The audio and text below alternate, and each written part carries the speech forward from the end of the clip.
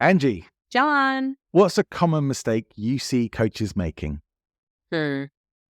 Well, one of them, I think, is not taking care of the business side of their practice. Oh, do you mean things like getting new business cards printed and a flashy website and going to networking events? Don't I wish that was it? No, John. No. Let's get into it and start the show. Welcome to the Coaching Clinic with John and Angie, the show for professional coaches that explores the ins and outs of coaching, from working with clients through to running and marketing your coaching business. If you're a professional coach who's committed to your own personal and professional growth, cares about making a difference, and wants to have a successful coaching business, you're in the right place. My name's John Ball. And I'm Angela Bezignano. Between us, we have over 50 years of coaching experience and best practices to share with you. From getting started to scaling up your business. We know what works and what doesn't, as well as what it really takes to have a successful and thriving coaching business. With new episodes every Wednesday. Make sure you're subscribed to get them fresh. Angie, you and I both know that coaching is a business as much as a practice. So most of us, perhaps as coaches, would love to just be able to only do the coaching and not worry about the rest of it, but life ain't like that. But what's been your experience as a coach of how to manage that and what you see other people doing and going wrong with as well?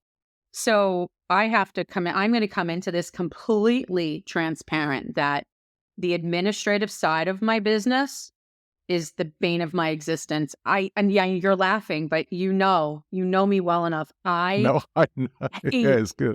Doing this. In my world, it's coaching all day long and I'm just butterflies. And even if it's tough work, that's my passion. My passion isn't being the office administrator for myself. So yeah, I don't know what to say right now. I hate it. No, I fairly well agree with you, but I pretty much agree. And I feel it's my least favorite part of a business, but also if you don't take care of this stuff, you're going to have problems. Yeah. And I do feel, in my experience, a lot of coaching programs will teach you how to coach, but very few of them teach you the business of running a business, managing your coaching business, marketing your coaching business, filing your taxes, all that kind of stuff that you really do need to be on top of. How have you dealt with it? As someone who doesn't enjoy this, how have you combated this and stayed on top of it? So, obviously I was coming into it, giving you the authentic, transparent self on that. But it's necessary. To your point, it is a business. It's my business and I'm very serious. This isn't part-time for me. So I really had to look at it and say, what do I need to do? And without going through the lengthy lessons that I learned, because what did I know? I didn't know how to run a business. I've been around a long time. So QuickBooks wasn't necessarily around when I began. So everything was very like ink and paper. And I just didn't know how to systematize because there wasn't a lot available. But then as the systems became available, I found that didn't make it easier because I was resisting that as well because I'd been used to doing it a certain way. Right.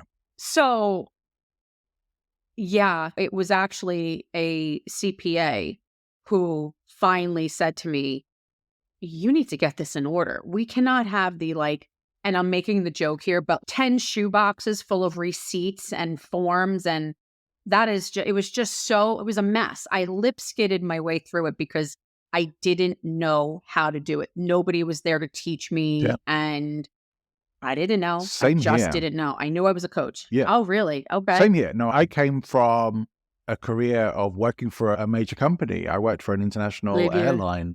I had no idea how to manage a business or any of the ins and outs, even though I did business studies at school, but that was a long time ago.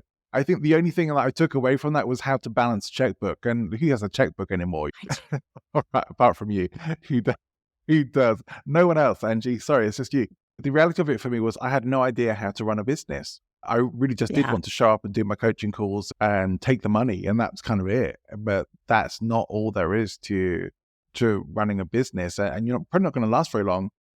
or you're going to end up in even worse situations of having the tax man knocking on your door Absolutely. and wanting some money from you, or maybe even worse. Yeah. So this is just stuff that we have to take care of. And I've done coaching with other coaches for a long time. So a lot of the coaching I've done with the Harveka organization has been coaching people with coaching businesses. And I see this a lot. I see them all focusing on the wrong things. They're focused on the website. They're focused on getting the business cards. They're focused on the networking events like we talked about right at the start. It was kind of a joke, but it was a joke based in truth that that's what people are thinking about when they think about doing this as a business. And it's not enough. And those things are not even important. About times I've had business cards done, and not only are you sentencing yourself to death by email from Vistaprint, but you're also going to be trying to find situations to use them and probably never using them, or ending up with a load of business cards that at some point either going to just fade or get thrown away. It's a waste of money in most situations. And it's a waste of time. So put your energy where it really matters, in the things of, all right, if you were going to create a business plan, and maybe you're going to work with a client to help them create a business plan, what would you do for yourself? What would be on there? What would be on your list of things to do and take care of to make sure that you had a solid, long-lasting business that was going to stay out of trouble? Yeah, I think so many things come to mind because, like yourself, all joking aside, I did have the experience with that CPA, and like the skies open, the sun shone through, and I was like, oh, okay. So I need to do this. I need to really be aware of what I'm doing here with my business. And now, obviously, a million years later, now I train people and teach people on how to create like at least a beginnings of the business plan and the structure, right? And what do you really need for the type of business that you are in? Excuse me. So I think that's important to lay that out and say, okay, but am I doing that? Am I making sure that I'm taking care of, I'm a straight shooter, when it comes to the tax season, and it's our tax season right now. Every single thing is accounted for. Every single avenue of my business on the back end. If I spend money on anything, not only am I accounting for it, I'm accounting for it in the right way. But for you, I'm curious I think for me, it came down to systematizing it, right? And saying, okay, there needs to be a system here. What does that system look like? But I don't know what did you do? I had a bit of touch and go at the start of making things happen. So it was, for me, being at a Chambers of Commerce event and speaking to a bookkeeper that helped me out, much like you with your CPA friend of, okay, well, I can actually pay someone else to take this pain away from me. But I do think the biggest challenge I had, and maybe still have, is the numbers. Like, you start talking numbers with me, my eyes will glaze over and you will see it. But as coaches, as business owners, you need to know your numbers. And we also need to work from an end result backwards.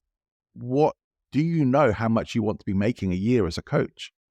And if you do, then okay, working backwards, how many clients would you need to have each month? Or how much money would you need to get each month in order to do that? Then how much money would you need to have each week? When you know that, okay, based on what you're charging your clients, how many clients would you need to have in order to be able to hit that per week and per month? Does that mean you need to raise your prices? Does it mean you need to get a bit more realistic about what you're going to be earning? But also take into consideration that a chunk of whatever you have there is also going to be money that you have to pay in taxes. So we are looking at net income, ideally, not gross income, because you have to take into consideration what you're going to have after tax. First of all, I think you hit on it very early on. The first step, if you decide that you're going to be, I want to be a coach, right? I'm going to be this person that is going out independently. There definitely needs to be that business plan. And it is a journey. So you do need to begin with the end in mind so you can structure your path of getting there. To your point, if you need to make, like, what's your income? I'm sorry, not your income. What are your household bills, expenditures? What does that look like? Now, I'm going to say this because I know people are going to come at me and say, I'm sorry, I didn't see CPA at the end of your last name.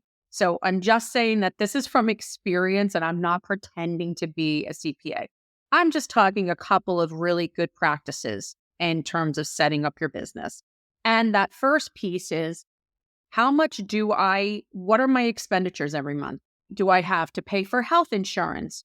Do I have to pay, this is probably another session for us, business insurance. I do have business insurance, by the way. How much does it cost me to keep the lights on and my belly full? All of the basics of life, and then some, because what else are you doing besides living and breathing and working? So I think that a lot of coaches or new business owners, they shy away from that because I think that it becomes a little bit real for them. And then they go, oh my gosh, I never realized that it cost me, and I'm making up this number, the cost of running my household, including medicine and food and lights and all the things, is $75,000. Holy smokes. I think that realization is why people push away from it a little bit more and then go, well, I can't focus on this. I just have to go out and make money. Big mistake. Huge mistake. Yeah. I think it's an interesting question I've got a number of times as to, should you have seed money for starting a business, even a coaching business? It's going to help you a lot if you do. If you have money that if you have what money? Seed money. Seed money. Like some money, like as a buffer. Oh, okay. Like working capital capital until you can get up to earning what you really need to. So the seed plant the seeds and help it grow. How do I get to be 55 years old and I've never heard that saying? That's awesome. Okay. I just wanted to check in, John. I'm like, what does that even mean? Got you. No, I'm glad you asked, because there may be other people wondering exactly the same thing who now have also been enlightened. But yeah, if you have that, it's going to be a helpful buffer for you, especially if you have actually taken a look at how much do you need to earn in order to be able to cover your living expenses. Sure. That's an important thing to know. Yeah. Then how much do you need before you actually get into profit, which realistically is what you need to look at. Is like, at what point are you making a profit? And if you're not, how long can you sustain that? And what are you going to do to get yourself into profit? So it can't be onesie twosie bits of coaching here and we'll see how it goes. It needs to be a lot more strategic, which is about treating this as a business rather than as a side hustle or hobby or whatever else. It's not being casual about this and recognizing that there's no big organization, unless you're in Better Up coaching or something like that. There's no big organization taking care of everything for you if you are doing your own, if you're running your own coaching business. It's all on you. And definitely, but get support as well. Get support and advice from people who can do that. I'm lucky that I have a good, what we call here in Spain, a gestor. These are people who take care of like a lot of the legal and accounting side of business. They help me submit my taxes every quarter, because we do it quarterly here. And I still have the regular pain of having to get all my tax information ready for them. But I do it, and I like to have that stuff ready and planned in advance, because I think it's just the cost of doing business. There's the key. I think that's the thing that's a mindset. Let's face it. You and I've talked about this. Most people that come into coaching are not doing it like out of high school, right? They've already had established either businesses or professional lives that have somehow pivoted them toward, I want to be a coach. And for many people, it's a transition. And I think that can be great, but it also can hinder them because there's only a limited amount of time that they can spend in making that transition. So maybe the first question that everybody really needs to ask themselves out of the gate is, what is my vision for this business? Like, is it going to be, a side hustle, a side gig? I don't like to say side hustle because I feel like it minimizes it. I don't know. I have to come up with something different to say there, but you know what I mean when I say that. Is this something that I want to be doing in 3 years, 1 to 3 years, transition time? Is this something that I want to be doing full time? And then because I do have people that come to me and say, I at least need to replace my gross income. Okay. So then what does that look like, right? What are the verticals that you're incorporating into your business that make that happen? That's great. But I think also on the other side is that having some realistic, I'm the swing from for the fences kind of a girl. If I say I'm going to do something, I'm not doing it small. I'm doing it big. I'm not going guppy hunting. I'm going for the shore. So this way, if I don't exactly hit that, I'm certainly going to be further ahead than if I'm guppy hunting. And I think that's a great mindset. But I think too, the structure, what you keep saying is that structure needs to be in place and saying, okay, how can this happen? What is the timeline? Do I have the funding to do that so that I don't fail by default? Because you and I've talked. What's the, Yeah. what is it, 80%? You had done some research. 80% of coaching Oh, gosh, yeah. businesses fail in the first 3 years. First 3 years. Yeah. And the number one reason, poor planning. Yeah. Not because I think go ahead. That pretty much is. Whilst we're on mindset, where I really want to go with this is something that I've observed as well, and to some degree experienced. If you are not operating your business as a business owner should, you are not going to feel like a proper business owner. You're not going to feel authentic in what you're doing. There's going to be that little part of you that knows you're not really taking care of things in the way that you should be. And therefore, you're not living your authenticity for yourself, for your clients. That's going to have some knock-on effects for you. So this is one reason why this is really important to address. I've seen people come unstuck with this stuff. I've seen people who are supposed to be top-level coaches have multiple cards fail when trying to pay for things because they haven't really looked after their finances. They talk a good game, but they don't walk their talk. They look at the window dressing. You know me, I love that saying. It's the, what do I look like from the outside? Look at my new business card. Everybody check out my new website. Look at this, look at that, look at all the shiny objects, and the business is happening. I think one of the things that I tell my clients that are business owners or transitioning, and many of my clients have actually transitioned out of super high level jobs, careers, and become coaches. So I think that's a good thing.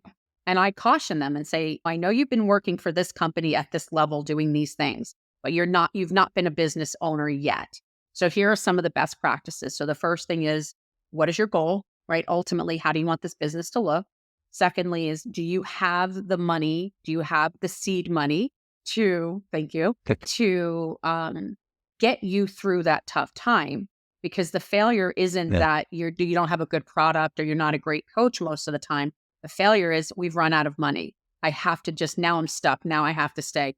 There went that dream. And that's not true. It's simply just not true. It's just that sometimes we go out things with that, letting the bucking bronco out and, do its thing. But we're forgetting about what needs to go on. You need to be the CEO of your own business. You need to treat yourself and say, okay, if I were being watched right now by a CEO or high-level person, would I be doing anything differently in my business? And you need to be that person and not give yourself that slack of like, well, this happened and that happened. And it's a business. When you open those doors, you need to be ready for business and taking on the customers, so to speak, clients. Could be a sign that you need a business coach if you haven't taken care of this stuff, right? Yes. And don't think, I don't know if I can afford it. It's like, well, that's going to be a worthwhile investment if it gets you ahead of the crowd way sooner, because you know that's what coaching is for. Getting the shortcuts, getting you to the results quicker with people who've already trodden the path and can help you get there. But just from the whole mindset perspective of this is, run your business like a business, whether it's full-time or part-time. You still need to show up for it as a business. And I see this not just with coaches, but with people who do like multi-level marketing businesses and things like that.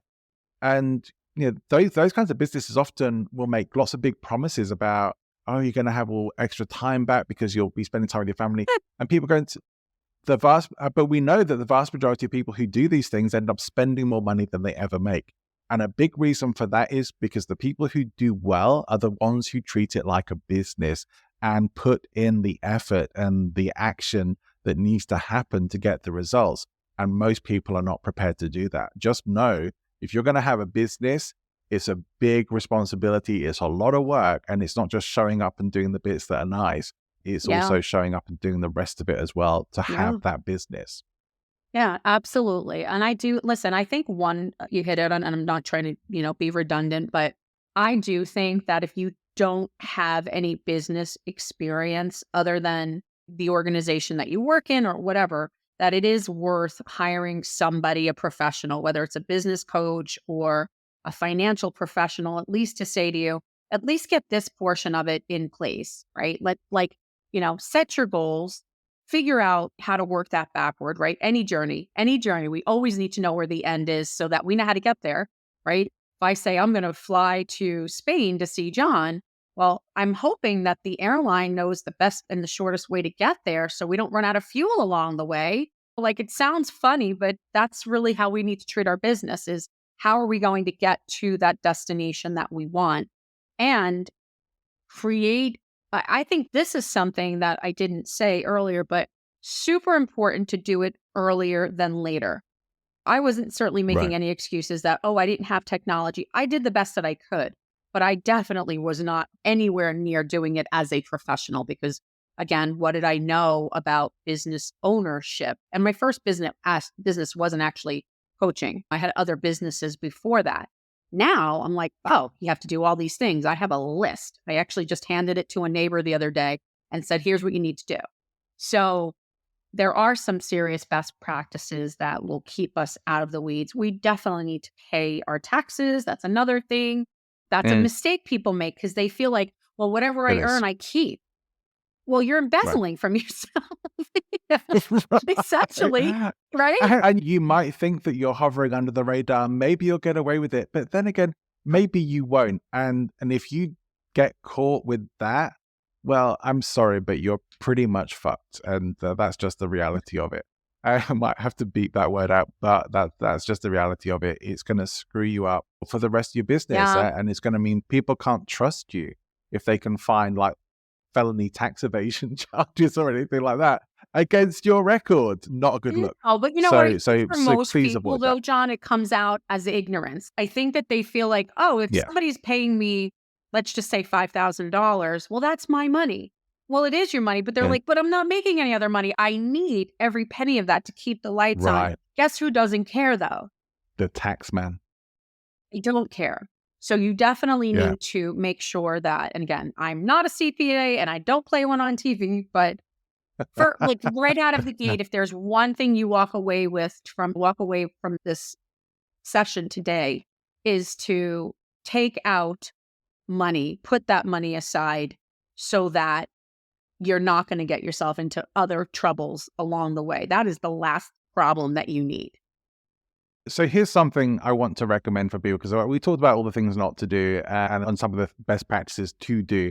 I want to give you a great resource. It's a book by Mike Michalowicz, and it is called Profit First. And it is all about managing your finances and having like different kind of like buckets or pockets to put your money into to make sure you do put the money aside for paying your taxes, that you do build your business in a way that's going to help you get into profit rather than just keep pumping money into it. Definitely take care of that side of things. Profit First is the name of the book. We'll put a link in the show notes for anyone who wants to go and check that out. But it's a great book and it will help you manage your business finances. Neither of us are business accountants or CPAs, as Angie has said, but we have businesses and we have been coaching for a long time. We know what the issues are that you're going to come up against. But I think we've pretty much banged this one to rights today. Yeah. And more than anything else, stay on top of this and take some action. And don't just let this sort of keep going as something that I'll get to it later. Or as you say, no, I need the money right now. So, well, just going to have to deal with the reality of maybe coming a bit short and figure out what you're going to do to correct that, rather than having potential issues with the tax office at some point in your future. Sure. Absolutely. Awesome. Excellent. Let's wrap things up there. But we will be back again very soon with another episode tackling some of the issues around coaching. In fact, I think in our next episode, we're going to be talking about how to launch your coaching business. We hope you'll be joining us for that. So from myself and Angie, bye for now. See ya.